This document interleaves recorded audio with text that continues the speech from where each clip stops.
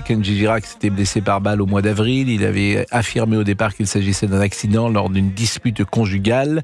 L'enquête a montré que le chanteur avait en fait tiré sur lui-même. C'est une tentative de suicide, disons-le.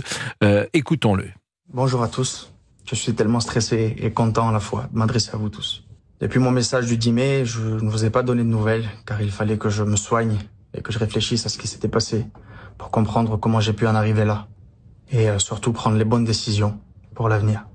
Je voulais également laisser la justice faire son travail. Et maintenant que c'est le cas, ça me tenait à cœur. Puisque je vais mieux de m'adresser à vous, avec mes mots. Pour vous dire à quel point je regrette vraiment tout ce qui s'est passé. Avant l'accident, et depuis quelque temps, j'avais pris des mauvaises habitudes. Je suis rentré dans une spirale que je ne souhaite à personne, d'ailleurs. Malgré les conseils de mon entourage, je n'en avais pas du tout conscience et malheureusement, je me suis perdu.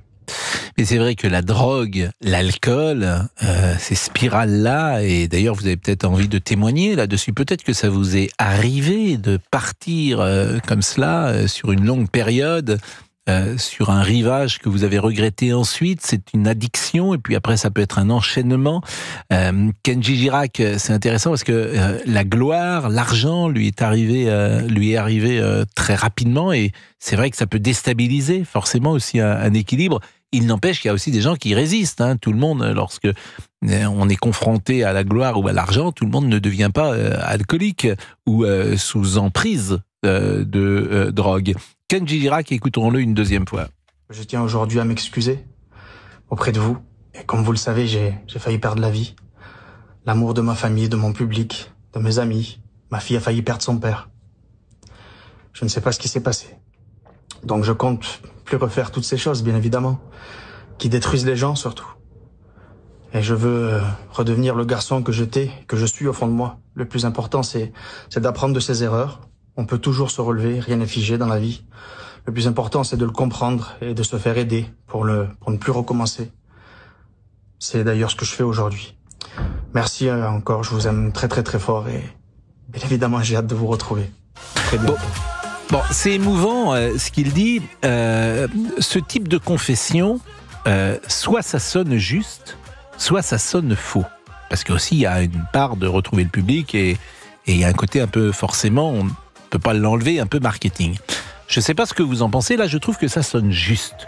Je trouve qu'on a vraiment l'impression que Kendji Girac, que je ne connais pas, a l'air authentique et sincère dans ce qu'il dit, dans cet acte de contrition. Qu'est-ce que vous en pensez ? Oui, surtout que je pense que Kendji, lui, souffre depuis pas mal de temps. Donc je suis d'accord avec vous. Bon, et vous partagez cet avis les uns et les autres? Oui, d'accord aussi. En régie. Oui. Excusez-moi de vous faire participer à cette émission. Et dans ces cas-là, je pense que l'entourage est très important. L'entourage d'un artiste comme ça qui est mis en avant très, très jeune et très tôt. C'est essentiel, oui. Et c'est vrai qu'on peut parfois avoir un collègue, je vais prendre un exemple, par exemple qui est sur une chaise, qui tombe d'une chaise pour venir parler à un micro et on se voit bien qu'il y a quelque chose qui ne va pas, que peut-être est-il soumis à des influences ou des vapeurs. Mais c'est bien fait pour lui, il sort jusqu'à 3h du matin, voilà, c'est bien fait. Et ça, faut l'aider. Je crois qu'il faut l'aider, faut comprendre à travers ce message, il a failli tomber de sa chaise. Faut l'aider. Il y a quelque chose qui va pas. Il y a quelque chose qui ne va pas. Il y a peut-être des addictions, peut-être. Et il faut l'aider. Il chavire peut-être comme son cœur en ce moment. C'est possible. On le connaît. Oui. Non, mais je vous dis, c'est une confidence que je vous fais là. Oui. Et c'est pas une confidence. Vous nous apprenez une information.